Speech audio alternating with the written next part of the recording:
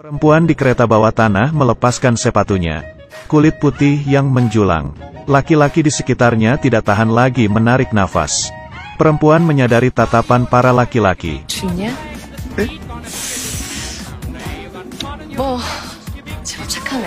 Para laki-laki langsung memberinya jempol.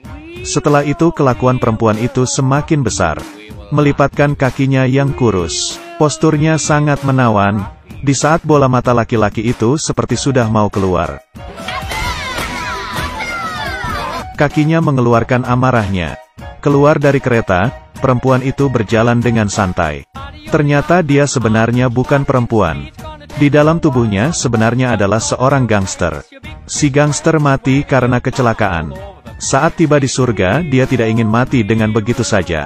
Dan mereka menandatangani sebuah kontrak. Dengan beginilah dia menjadi seorang perempuan. Di awal-awal dia sangat tidak terbiasa. Dada yang begitu lunak, tidak bisa membuang air kecil dengan berdiri. Dan kelihatan seperti wanita jalang. Dan melihat lemarinya, selain sepatu hak tinggi ya hanya ada sepatu hak tinggi. Apakah benda ini bisa dipakai oleh manusia? Sang gangster tidak bisa berjalan dengan stabil. Tidak hati-hati lalu menabrak seseorang dan jatuh di pelukannya. Lalu menanyainya. Si gangster pun tidak senang. Dia yang terkejut pun langsung meminta maaf kepadanya. Di malam hari, kedua orang itu bertemu lagi. Dan mereka merasa sepertinya saling mengenal.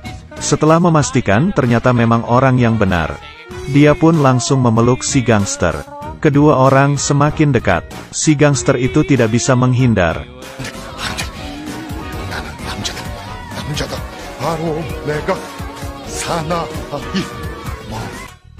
Tapi naluri wanita itu masih membiarkannya berinisiatif. Setelah berciuman, kedua orang ini akhirnya saling mengenal. Ternyata kedua orang ini adalah kakak adik yang bersama-sama ke surga. Karena tidak ingin mati, mereka pun bersama-sama bereinkarnasi. Tetapi yang membuat si gangster itu cemburu adalah, dia reinkarnasi menjadi seorang yang begitu tampan. Sedangkan dirinya sendiri menjadi seorang wanita yang begitu lunak. Si gangster pun melihat badan temannya yang sangat bagus, tidak tahan dan menjilatnya. Sejak itu semuanya menjadi di luar kendali. Keesokan paginya setelah bangun, menyentuh benda yang tidak diketahui. Di saat saudaramu berubah menjadi seorang perempuan, kamu akan bagaimana? Hatimu pasti akan sedikit tergerak. Juga hanya aku sendiri kok.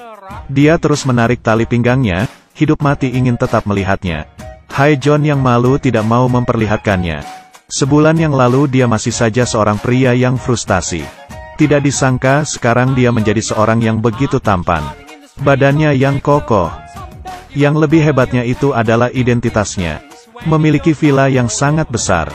Jam tangan pun memiliki ruangan khusus untuk disimpan. Hae-Jon pun sangat senang. Setiap kali dia bangun dan melihat di cermin dia masih tetap mengira itu hanyalah mimpi. Kejadian selanjutnya lebih buruk lagi. Hae-Jon menyentuh sesuatu di balik selimutnya. Saat mengeluarkannya langsung merasa konyol. Yang lebih bodoh lagi ada di belakang. Sang gangster masih mengira dirinya adalah laki-laki. Dia tidak memakai apa-apa dan berjalan keluar setelah mandi. Hae-Jon kebingungan.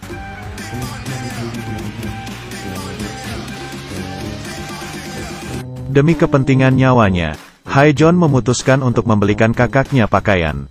Sang kakak matanya langsung tertuju ke sepasang sepatu yang begitu keren, dan menghela nafas. Hae-Jon pun langsung menggendongnya pergi. Lalu datang ke toko baju khusus perempuan. Setelah beberapa menit, sang kakak menjadi seorang yang begitu menawan. Heels dan terusan ketat hitam. Hae-Jon pun senang. Sang kakak protes. Boleh gak tidak perlu memakai stocking? Barang ini nyangkut di tengah-tengah bokong sangat tidak nyaman. Hae-Jon yang mendengar itu langsung membayar dan membawanya pergi. Siap sangka harganya ternyata 9 juta won. Dia pun tidak rela dan mengeluarkan kartunya. Tidak disangka ternyata itu adalah kartu VIP yang tidak ada batasannya.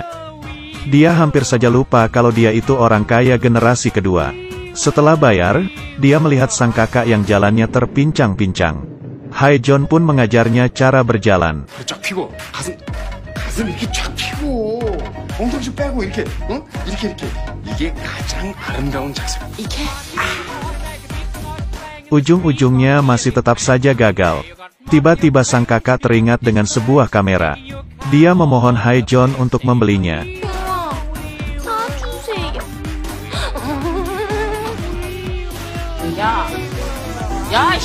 Hari ini Haejeon langsung datang ke tempat dia bekerja.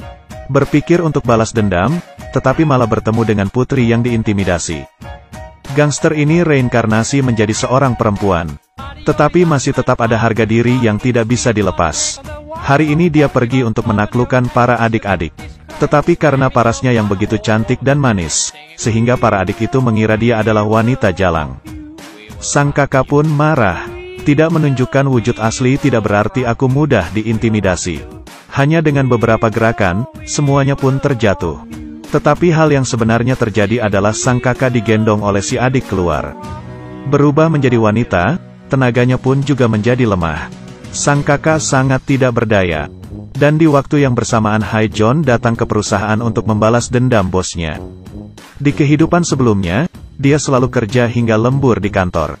Gajinya pun tidak mendapat hingga setengahnya. Dan juga seperti anjing selalu menemaninya pergi minum alkohol dengan pelanggan. Di hari pemakaman mamanya itu, si bos bahkan menganggap istrinya seperti seorang pelayan.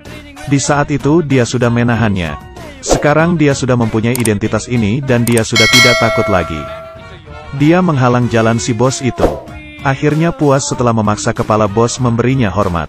Lebih kebetulannya lagi adalah, perusahaan tempat bos itu bekerja ternyata adalah bisnis dari ayah Haejeon. Di keesokannya, langsung menjadi bosnya si atasannya dulu itu. Dia mengintimidasi atasannya itu. Atasannya membawakan kopi, dan dia tidak ingin minum yang sudah dingin. Melihat atasannya yang ingin marah tapi menahannya, dia sangat puas. Dia juga ingin terus-terusan membalasnya.